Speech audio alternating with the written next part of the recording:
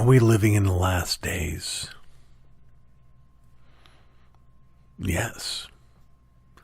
Yes, we most certainly are living in the last days. And in fact, we are living late in the last days. How do I know this? I know this because the Bible tells me so. Well, doesn't the Bible say no one knows the day or the hour? That's absolutely true. I don't know the day or the hour. I don't know the week or the month or the year. I don't know the century. But I do know this. I know that we're in the last days. And as I said, because the Bible tells me so. Well, where does the Bible tell me so? In Acts chapter 2. In Acts chapter 2, you'll remember we have the miracle of Pentecost, where Peter is preaching. 3,000 are brought in, but everyone is there from foreign countries, and they all hear in their own native tongue. And as there's confusion about this, ironically, lack of confusion, because people can hear each other and understand each other, Peter cites the prophet Joel, who in Joel chapter 2 says that God will pour out his Spirit on all flesh. Your old men will dream dreams and your young men will have visions, that kind of language. Joel says this is going to happen, and Peter says this is what is happening. What you're witnessing right this moment is the fulfillment of Joel's prophecy, which, by the way, Joel says would happen in the last days. We have been in the last days at least since Pentecost.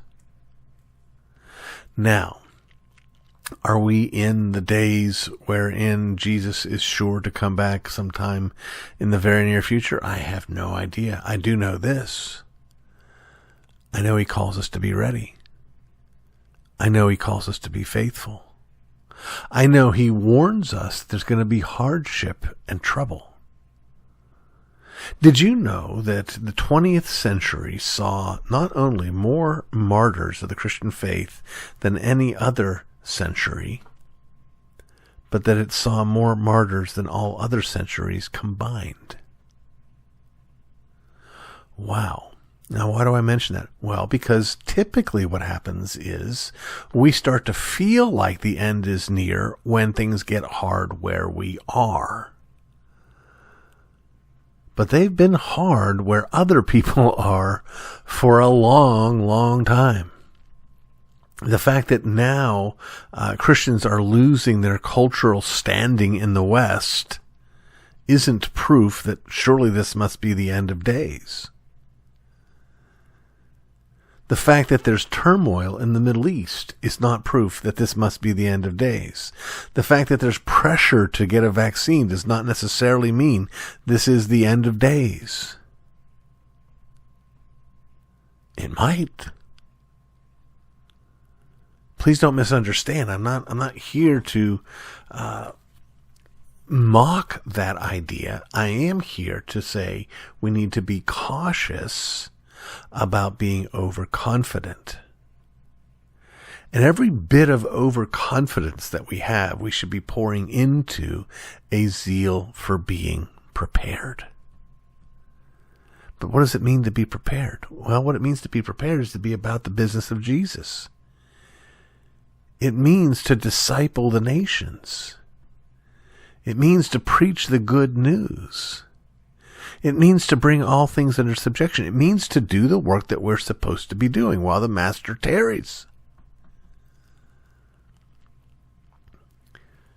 He is coming. He may come before this gets posted. He may come while you're listening to this. Or he may come in a time so distant from right now that seminary students will always wonder whether Francis of Assisi or Francis Schaeffer was born first, because they're both a part of ancient church history in some future time. I'm not saying these things don't matter. I'm not saying don't look into these things. I'm not saying don't seek to learn all that you can. I am saying we are in the last days, And we have been in the last days, and we will be in the last days until the last day. And I don't know when that is, and neither does anyone else.